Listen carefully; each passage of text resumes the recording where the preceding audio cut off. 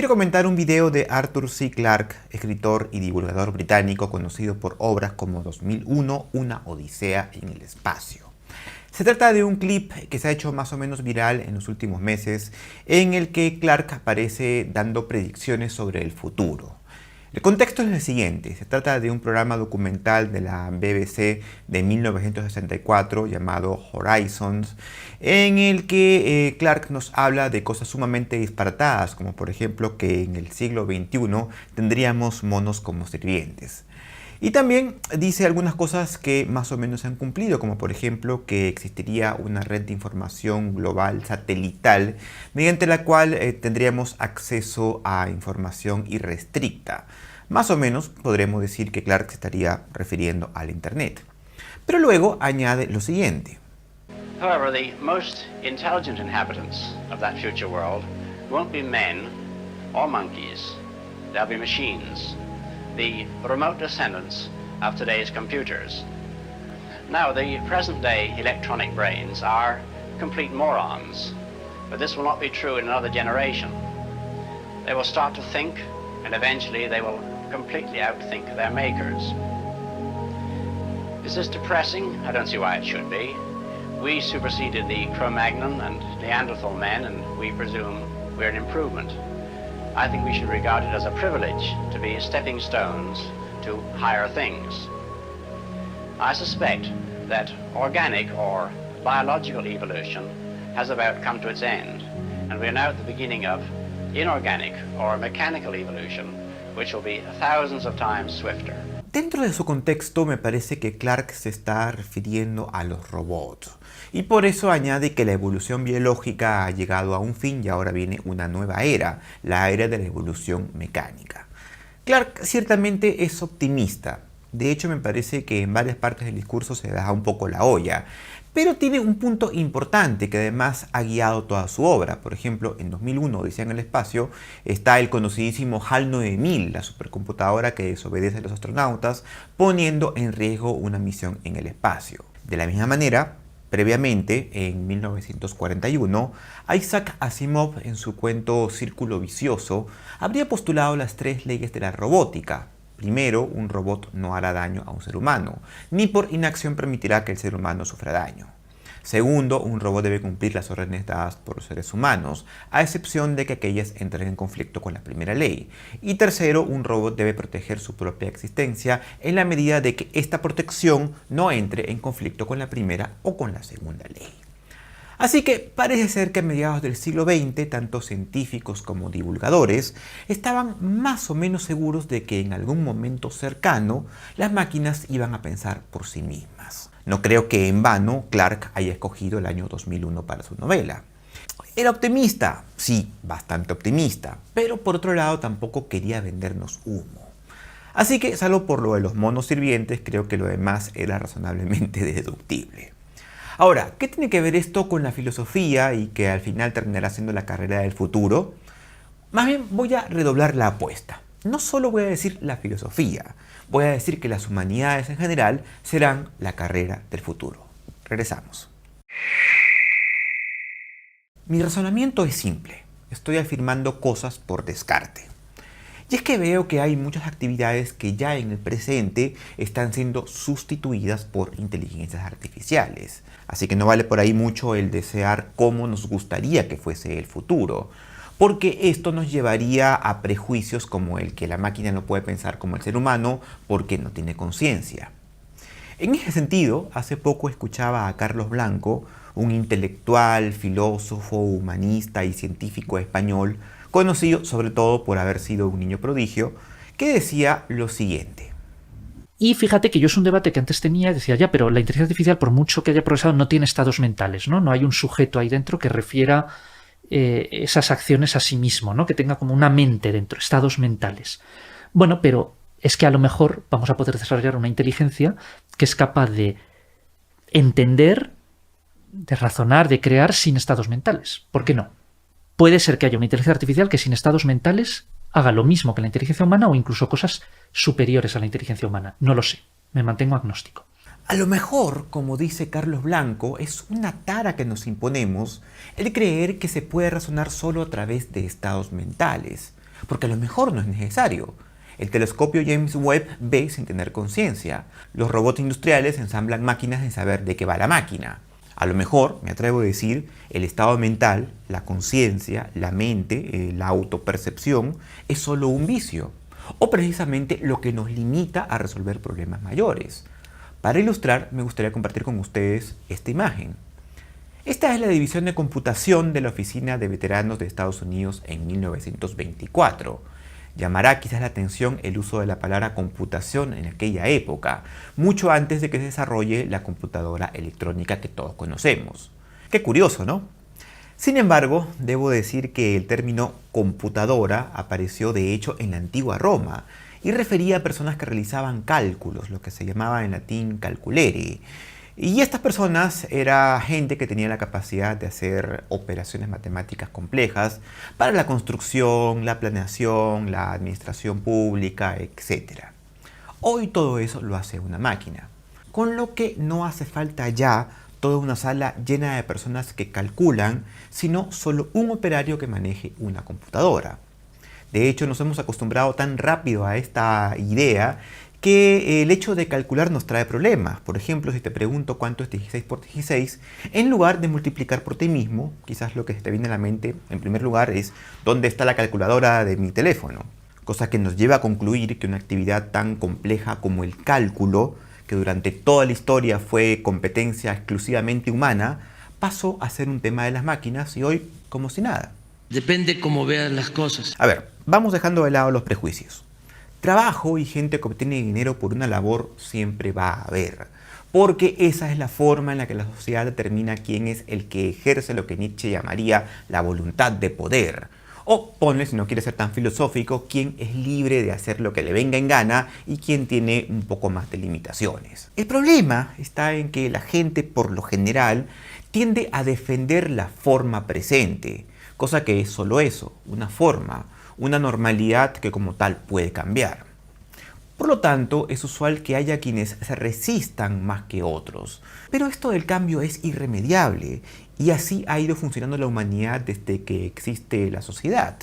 Cada nueva tecnología, desde la agricultura por ejemplo hasta nuestros días, ha ido reformando las estructuras de la sociedad, nos ha ido moldeando como seres vivos. Con lo cual sería inhumano, en el sentido evolutivo, ir contra nuestro propio desarrollo, meternos de lleno en frenar el avance de las inteligencias artificiales. Sería casi como ponernos en un estado animal en el que decimos no queremos evolucionar, prácticamente ponernos la soga al cuello. Entonces, ¿qué cosa tendríamos que hacer si no frenar esa tecnología? Bueno, propongo, por el contrario, tomar las riendas y usar las inteligencias artificiales en todo el sentido de la palabra. Veamos. Si regresamos a la imagen de la sala de cómputo de 1924, probablemente de todas las personas que ves, solo una conservaría su trabajo. Y no sería de otra forma sino aprendiendo a dominar la nueva tecnología. En aquel caso se trataba de la computadora electrónica. Bueno, la computadora de aquellos años. ¿Y los demás? ¿Qué pasará con ellos? Bueno, los demás se dividirán entre dos grupos. Entre los que eventualmente entrarán en el nuevo paradigma y los que lamentablemente sucumbirán. Es penoso, sí, pero se trata de una reestructuración, porque así como los que fracasan, aparecerán nuevos contendientes que ahora sí, en contraposición de lo de antes, tienen posibilidades de desarrollar sus habilidades precisamente porque entran a dirigir la nueva tecnología. Yo, por ejemplo, aprendí a editar videos dejando atrás la edición análoga, el tratamiento fílmico, entre otras técnicas que eran carísimas de aprender, casi impagables, y lo hice a través de una computadora. Y a la sazón tampoco tuve que aprender a hacer complejos cálculos matemáticos para usar una. De hecho, así como muchos, no sé de qué va la computación, cómo opera la máquina, qué hace esta computadora mientras yo escribo. No importa, simplemente la uso. De la misma manera, pienso, llegará gente que hará cosas con las inteligencias artificiales sin saber todo lo que hay detrás. Está bien, es importante tener una noción de lo que estás haciendo, pero tampoco hay que sobrevalorarla. La nueva clave no está tanto en conocer o aprender o atormentarse día a día con ser ultra especialista, siendo lo que Byung-Chul Han denominó un sujeto de rendimiento. La clave está más bien en dar dirección, en hacer que las inteligencias artificiales sean una herramienta de nuestra voluntad. El que consiga eso va a ser el que va a tener éxito. Y el que no, el que quiera nerfearlas, prohibirlas, el que se asuste con ellas, bueno, ese terminará como los calculadores humanos. Continúo con otra reflexión de Carlos Blanco. Para mí, la inteligencia artificial es una oportunidad única y extraordinaria para el progreso humano y para el desarrollo humano. Reflexión filosófica. Yo estoy deseando que la mente humana sea superada. Yo estoy deseando superar la mente humana. O sea, me cansa, o incluso me aburre, me parece que hemos llegado probablemente a ciertos límites y yo quiero más, quiero una mente superior a la nuestra, que piense sin los límites que los humanos tenemos, que sea capaz de concebir cosas que nosotros no podemos concebir. Carlos Blanco llega a una conclusión similar a la de Clarke. Advierte que los seres humanos hemos llegado a un límite. Pero a diferencia de Clarke, que visionaba con una evolución mecánica, Blanco dice que hemos llegado a un límite mental y que esto se ve en el estancamiento filosófico y tecnológico. Blanco advierte que cada vez se gasta más en innovación y que lo que se produce cada vez compensa menos ese gasto. Entonces, Blanco cree que la inteligencia humana ha llegado a un límite y ese límite lo podemos superar compitiendo con la misma inteligencia artificial. Aunque comparto el optimismo de Carlos, creo que cae en el mismo error que Clarke. Cree que la inteligencia humana superará a la inteligencia artificial con ayuda de ella. Y yo creo que no. Yo creo que tenemos todas las de perder.